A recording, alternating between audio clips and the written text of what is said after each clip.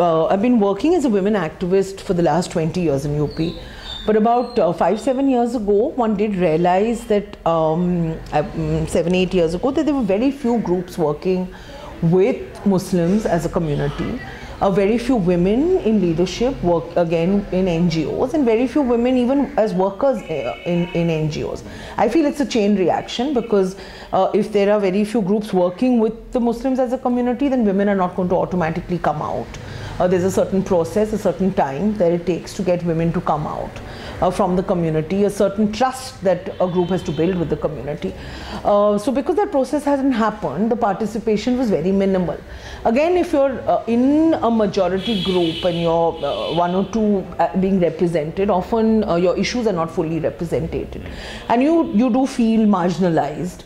And so probably there were a lot of dropouts also with the few people who did come out. So one felt that how does one change this? And obviously, I mean, I had worked for many years with Dalit women, and the kind of, like it had taken 10-15 years for getting women up to the level of leadership and to come out. So one of the first steps we thought we should take is just train more women, get more people out from the community, reach out to them and do that process so that they can then take on leadership roles in the community as a voice. So that's how we thought of this training program. And also, I mean, we did one of the things in a training program we think is very important is people's perspective. Besides, perspective and skills are both very important. Perspective, because then they have the ability to analyze their own situation and understand how they would like to come out from it, or take the journey of empowerment on.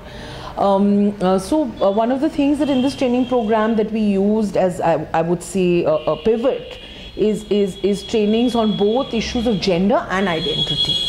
Because as a Muslim woman, you have both those issues that you deal with as a woman, the kind of burden and the discrimination you face, and as a person from the Muslim community, a minority community, the kind of issues of identity you face, of again discrimination. So I think both those hats were very important, and they can both be very empowering as an identity, both as a Muslim and a woman, and they can be both, of course, disempowering and a cause of a lot of discrimination. So that's the sort of our basic perspective training has this. What were some of the challenges when you start thinking about it and start actually talking and trying to recruit people to come to your leadership training? I think it's the process is always slow. The challenges is that unless you have, you don't have any role models, unfortunately.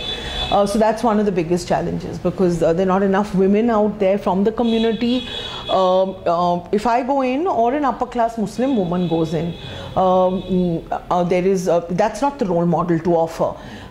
So I think the initial time period to create those role models. So when the first batch of our lot, like say Hamida or Seba, went out themselves and then started mobilizing people, I think that process got strengthened, because that was a role model that people had to follow. And it's slow, the process. I mean, people need that time. I mean, there are a few people here who I'd say have been, connected to us for 2 years now, and now they have finally, blossomed. So, because it's the first time people are coming out, so they face the community, they face their families, they have to maneuver the whole thing. But once they come out and the opportunities women get, it's amazing then from then on. Then they just take it on. I mean, just this recent batch, I mean, we have the numbers are still small, but we have 22 women who are doing this course. And they've been here day and night for 4 months. I mean, they go back at 10 at night, they're editing. I mean, the kind of technical skills they're getting are quite, I mean, it takes a lot of time. And for the English course, we have about 50-60 women coming in, or 48-50 women coming in every morning. And I mean, we had to. What is the idea of this training? I mean, where do you see them after the end of the training? I think the various things. I mean, one is that I think we see them in various roles. One is that we see them as leaders in their communities. Maybe leaders, not necessarily in some will come out and maybe do social work and mobilize women, while others might be just a source of a resource in the community. Somebody who has access to the outside world, who goes out, can get information in, is a role model for other women in the community to come out. Some will probably take roles already. Some of them are filled, whether they're filling forms for scholarships, whether they're helping people access other schemes. And one other parties, I think that, like for instance, one group wants to start a film thing of shooting shadis. So I think that they're storming in a small way bastions which have been very male dominated. So in that itself, it's a skill that they're providing in a service. There's a lot of acceptance then from the community around. So the leadership training that you designed for Muslim women were significantly different, or how was it different than, for example, Dalit women leadership training that you do? I think I mean, one is that a lot of the Dalit women's leadership training I've done have been rural. And so there's been a difference in that the context has been rural. So the leadership they've had to take on has been in rural schemes, in a rural milieu. I think there's been issues of caste and identity in caste have differences in the way they play out in the community. But as far as discrimination goes, I think there are a lot of similarities also. I mean, in fact, caste and identity-based discrimination have both fair amount of similarities. I don't think there's a big difference in the way women come out. I mean, I think that points of discussion are different, but I think the process is probably the same. Whether it's, but these women we're working with are younger women, so there are issues of youth versus women who are older in the community and how they take it on. So there are differences. But how has the Muslim community responded to the work that you are doing? I think when you work with there's a stereotype that exists that Muslim women, it's more difficult to work with Muslim women, that the community is more backward or does not allow their women to come out. In my experience, that's not the case. I worked for 15 years with Dalit women and formed 3,000 strong Dalit women's Sangathan in rural Chitrakoot and Banda, which is also known as a very backward area.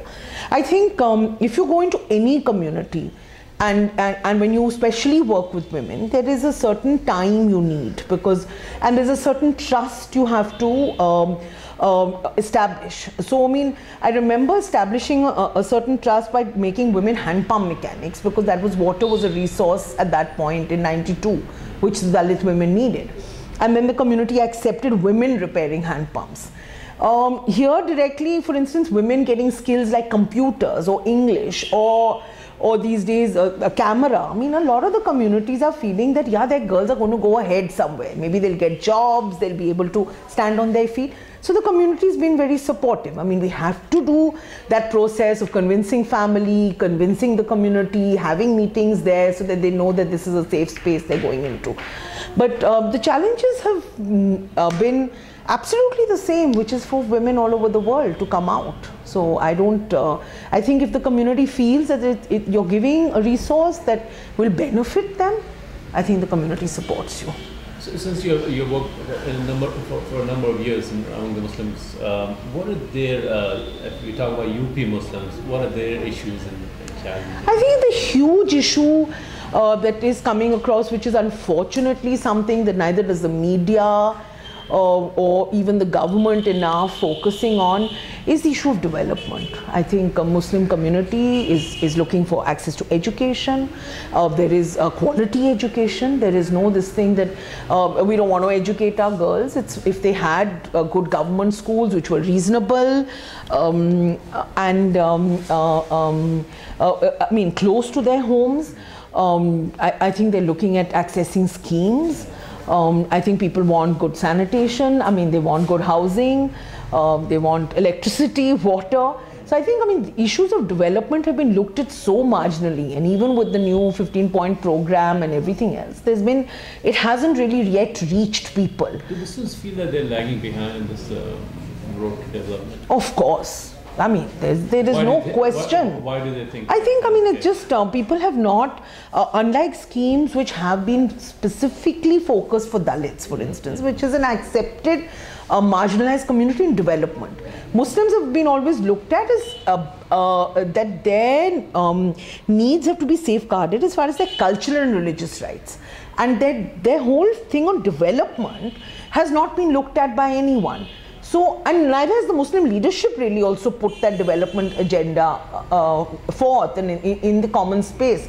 So I think the development agenda is what really has to look at. So I mean, if the schools were not built for Muslims, close to their communities, or you'd go into, if you go into urban bastis, there'll be the worst conditions as far as any basic amenities goes.